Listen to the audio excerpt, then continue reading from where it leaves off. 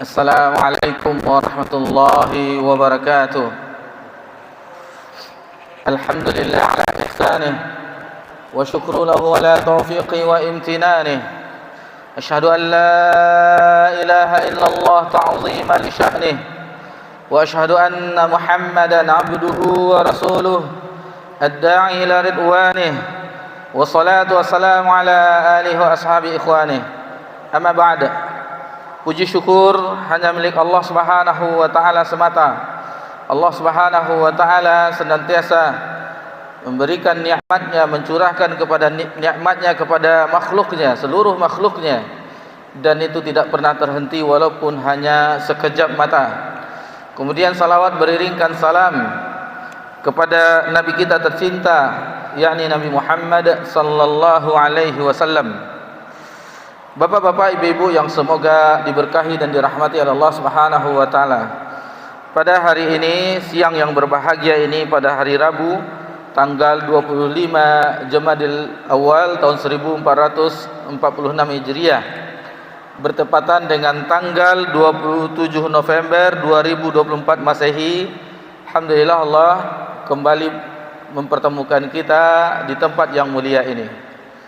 Dan hari ini juga hari libur nasional karena adanya pemilu pilkada, dan kita berharap kepada Allah Subhanahu wa taala semoga saja Allah memberikan kepada kota kita ini, provinsi kita ini, pemimpin yang betul-betul pro kepada rakyat, kepada masyarakat.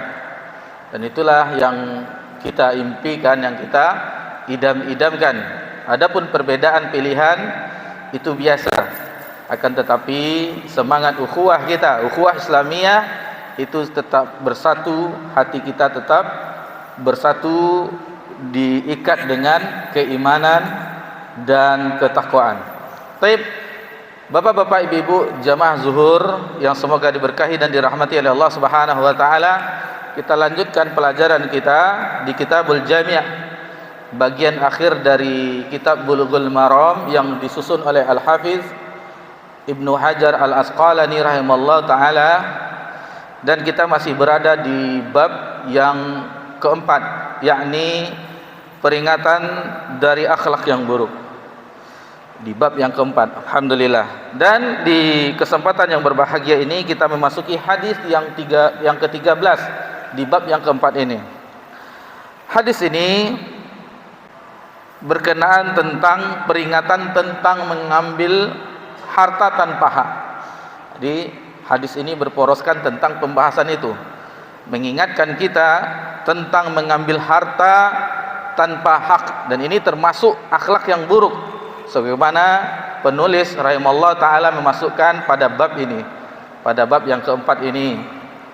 Hadis tersebut berbunyi, an Khawlat al-Ansariyah radhiyallahu anha, dari Khawlah al-Ansariyah, semoga Allah meridhoinya, qalat, ia berkata, sami'tun nabiyya sallallahu alaihi wasallam, aku telah mendengar Nabi sallallahu alaihi wasallam yaqul, bersabda, inna rajulan, sesungguhnya beberapa orang lelaki, yatakhawwaduna fi malillahi bighairil haq, yang mana mereka mengelola harta Allah tanpa hak. Lalu diancam pada akhir hadis ini, falahumun naru yaumal qiyamah, maka bagi mereka adalah neraka pada hari kiamat. Hadis ini sahih, diriwayatkan oleh Imam Bukhari di dalam kitab sahihnya nomor 3118. Bapak-bapak, ibu-ibu yang semoga diberkahi dan dirahmati oleh Allah Subhanahu wa taala, sedikit kita akan mengupas faedah. Kita kutip beberapa faedah hadis yang mulia ini. Di sini ada kata-kata yatakhawwaduna. Jadi maksud dari kalimat dalam bahasa Arab yatakhawwaduna itu diambil dari kata, asal katanya al-khawdu, yang maknanya di dalam bahasa Arab yakni am-mashyu fil ma', maksudnya berjalan di air, itu secara bahasa. Kemudian al-khawdu ini lebih sering diartikan bahwasanya yaitu masuk dalam sesuatu pengelolaan, dalam sesuatu urusan, sehingga makna hadis ini lebih kurang maknanya sebagaimana kita sebutkan tadi, betapa banyak orang yang mengolah harta Allah dengan cara yang tidak diridai Allah. Itu maksudnya. Maksud dari yatakhawwaduna, yaitu betapa banyak orang yang mengolah harta Allah akan tetapi dengan cara yang tidak diridai oleh Allah Subhanahu wa taala. Inilah pengkabaran Nabi sallallahu alaihi wasallam terhadap umatnya, baik itu di zaman beliau sallallahu alaihi wasallam 1400 tahun yang lalu dan sampai akhir zaman, bahwasanya betapa banyak orang yang mengelola harta Allah akan tetapi itu tidak sesuai yang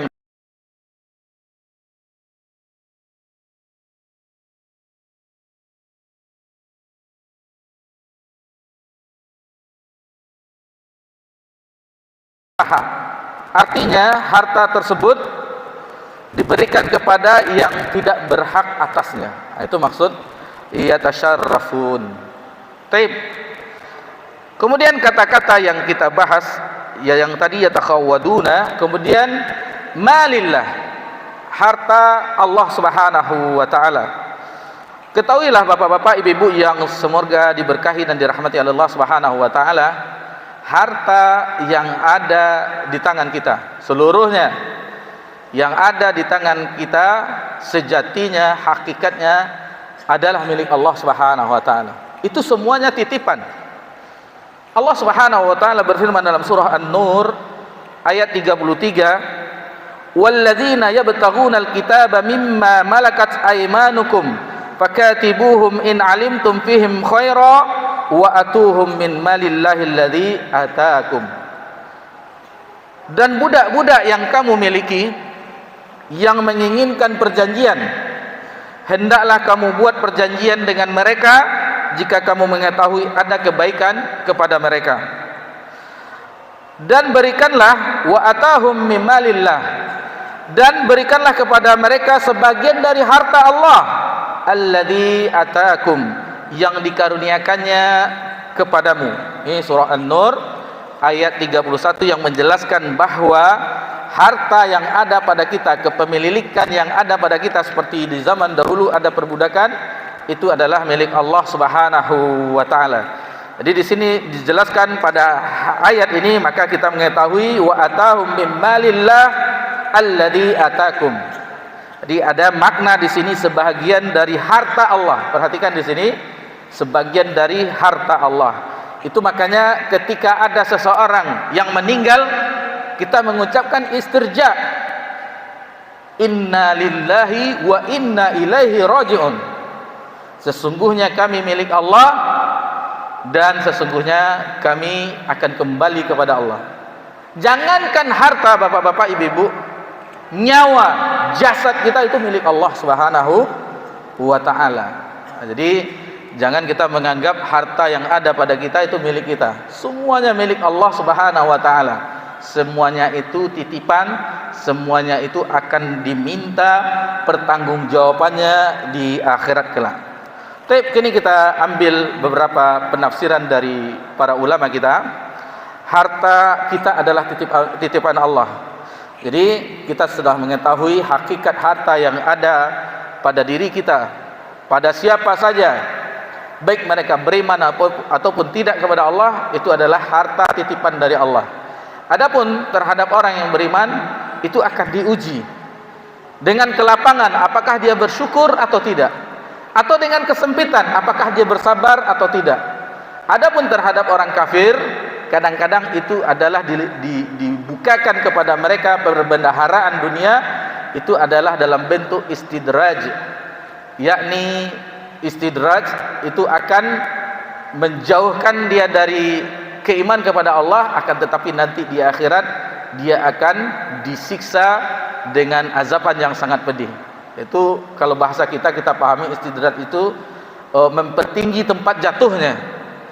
Jadi seolah-olah dibukakan perbendaharaan harta dunia bagi orang-orang non-muslim, orang kafir yang tidak beriman kepada Allah, yang tidak mengenal Allah Subhanahu wa taala, sehingga dia lupa kepada Allah dan tidak mengenal Allah. Nanti mereka mendapatkan azab yang sangat pedih. Jadi pengelolaannya itu harus sesuai dengan yang memilikinya. Contoh, kita contohkan saja seperti sepeda motor misalnya. Kalau sama kita sepeda motor itu apapun mereknya Honda. Jadi kalau ada Honda dititipkan kepada kita sepeda motor, itu tidak boleh kita gunakan sebelum diizinkan.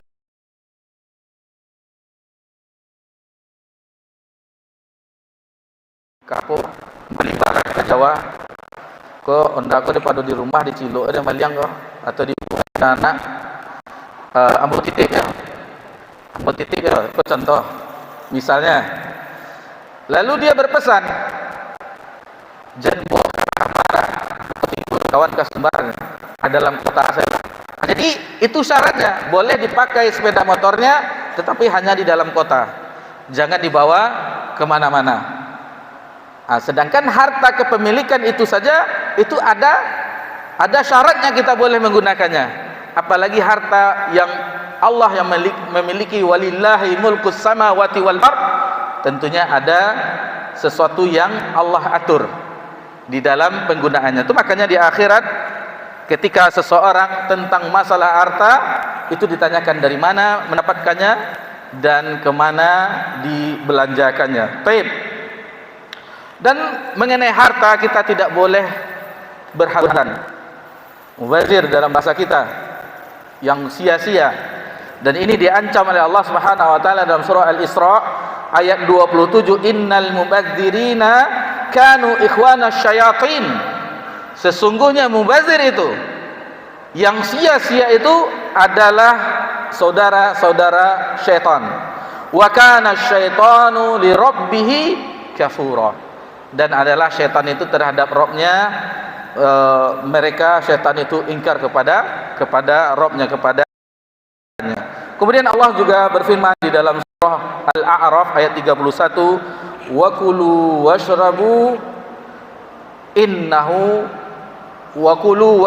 wa la tusrifu innahu la yuhibbul musrifin. Makanlah, minumlah, tetapi jangan berlebihan. Sesungguhnya Allah tidak menyukai orang-orang yang berlebihan. Jadi di sini disebutkan bahwasanya harta yang ada pada kita itu adalah milik Allah, dan barang siapa yang tidak menggunakannya dalam keredaan Allah, maka Allah akan mengancam dengan neraka. Ini adalah penafsiran pertama. Penafsiran yang kedua kita tambahkan sedikit, agak tanggung pembahasannya, yaitu mengelola harta rakyat. Mengelola harta rakyat, baik itu harta negara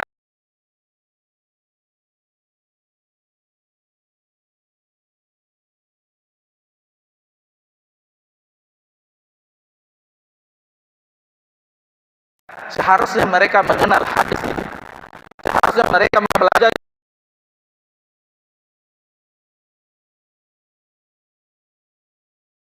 Ulama memaksudkan hadis ini di dalam pembahasan ini maksud.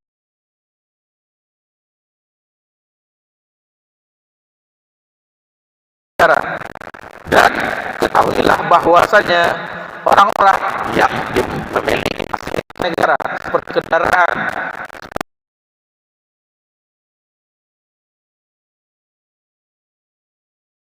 bukan untuk keluarganya, bukan untuk istri dan anak-anaknya,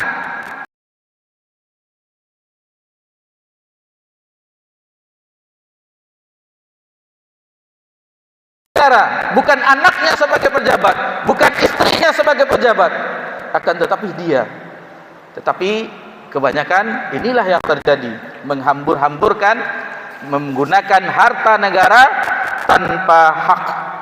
Ingatlah kita akan hadis seorang yang mengumpulkan harta zakat, lalu dia memisahkan, ini harta negara yang masuk Baitul Mal, ini harta hadiah buat dia. Maka kata Nabi sallallahu alaihi wasallam, fahalla jalasa fi baiti abihi aw baiti ummih Cobalah ia duduk di rumahnya saja, dia duduk di rumah ayahnya atau di rumah ibunya, fayanzura yahdulahu amla, apakah dia akan diberi hadiah itu? Jadi dia diberi hadiah karena dia tugasnya untuk mengumpulkan itu. Jadi ini ancaman bagi seseorang yang mengelola harta negara, harta rakyat, baik dia seorang pemimpin sebagai pejabat negara yang bekerja di instansi-instansi pemerintahan yang menerima gaji dari negara. Ini hati-hati. Terkadang ada suatu proyek pengadaan, dibelinya, dihambur-hamburkannya untuk sesuatu yang murah misalnya, supaya tahun depan ada anggaran lagi. Ini banyak kejadian seperti ini. Seharusnya orang-orang yang bekerja di pemerintahan mengetahui hadis ini, bahwasa ancamannya sangat berbahaya. Apa di akhir hadis tersebut? Falahumun naru yaumal qiyamah, bagi mereka adalah azab neraka di hari kiamat. Sekarang buka CPNS di beberapa pekan yang lalu, banyak yang daftar, ribuan. Kalau mereka takut dengan hadis, ancaman hadis ini, ancaman mangaleh jaleh di Bali dagang dijual suka sama suka, ndak doa bedutu, ndak bersumpah palsu, jaleh bitihnya. Ada rezeki wak bebas zakat, wak bebas infak, jelas. Tapi banyak orang nggak mau jadi pedagang. Itu mangaleh tu je. Ndak mantap doh je. Ndak mantap outfitnya doh katanya kan. Kalau orang pejabat tuh outfitnya mantap. Bajunya, kalau media sekarang tahu outfitnya. Ini bajunya nih keluaran Thailand ini, harganya 3 juta. Sepatunya nih Australia nih 5 juta. Jadi outfit tuh harga satu tegaknya bisa diukur orang, oh 10 juta nih. Jadi macam-macam. Jadi itu hanya prestise, hanya berbangga-banggaan di mata manusia. Sementara di akhirat akan diancam dengan falahumun naru yaumal qiyamah, diancam dengan azaban neraka. Dan bagi kita yang pedagang, di luar materi kita ingatkan juga kita pribadi dan semuanya, kebanyakan pedagang, tentang masalah hutang. Kita ingatkan kembali, itu harta orang yang telah memberikan kepercayaan kepada kita dengan jatuh tempo, maka ingatlah, itu adalah suatu amanah yang harus kita tunaikan. Kita harus membayarnya. Orang yang memiliki hutang, yang tidak mau, maka yang pertama, dia rezekinya itu akan surut, karena dia telah menzolimi orang yang telah memberinya piutang. Kemudian yang kedua, di hadis Abu Qatadah diriwayatkan Imam Muslim, orang yang meninggal dalam keadaan berhutang itu tidak disolatkan oleh Nabi. Nabi tidak mau mensolatkan, sehingga ketika itu dijamin oleh Abu Qatadah, baru Nabi mau menyalatkan orang yang meninggal dalam keadaan berhutang. Lalu di hari kiamat dibangkitkan dengan membawa bendera sebagai pencuri. Lalu orang yang tidak membayar hutangnya adalah orang yang muflis, orang yang bangkrut. Dia tidak akan membawa harta ketika dikuburkan, akan tetapi dia membawa amalan. Dengan itulah dia membayar amalan kebaikannya, dibayarkan kepada hutang yang tidak sempat dibayar di dunia. Hutang yang tidak sempat dibayar di dunia. Jadi ini perhatikan, walaupun sudah 20 tahun yang lalu,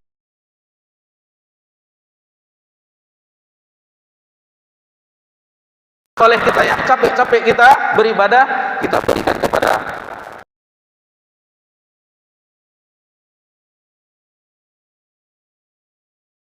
hati-hati, bahwasanya kita harus memikirkan kehidupan akhirat. Kita mempelajari agama Allah, orientasi kita bukan dunia lagi. Betapa banyak orang yang duduk di bapak-bapak kita, orang tua kita, atau di belakang ibu-ibu yang dahulu kita mungkin sudah puluhan tahun di pasar pusat ini, telah meninggalkan kita. Insya Allah, dan itu pasti satu persatu kita akan menyusul mereka. Maka kita tidak, apalagi yang bapak-bapak yang sudah di atas 50 tahun, banyak-banyaklah untuk bekal akhirat, karena perjalanan di akhirat itu lebih panjang dan lebih dahsyat dibandingkan perjalanan kita di dunia, yang mulai dari lahir sehingga dimakamkan itu hanya sebentar, hanya sekitar 60 tahun lebih rata-rata. Baik, mudah-mudahan ini bermanfaat buat kita pribadi dan bapak-bapak ibu semuanya. Subhanakallahumma bihamdika asyhadu an la ilaha illa anta astaghfiruka wa atubu ilaik. Wassalamu ala nabi Muhammad sallallahu alaihi wasallam wa ala alihi washabbihi ajmain walhamdulillahi rabbil alamin. Wassalamu alaikum warahmatullahi wabarakatuh.